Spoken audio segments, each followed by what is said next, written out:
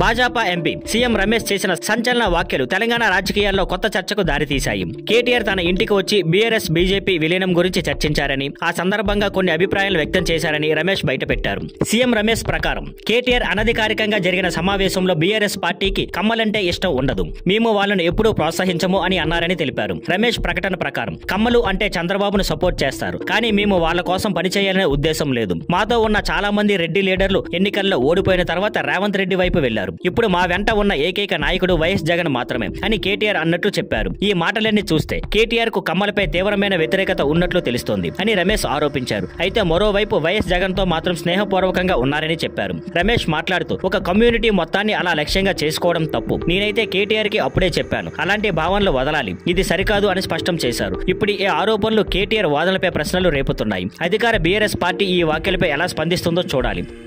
Thank you for watching. Please like, share and subscribe.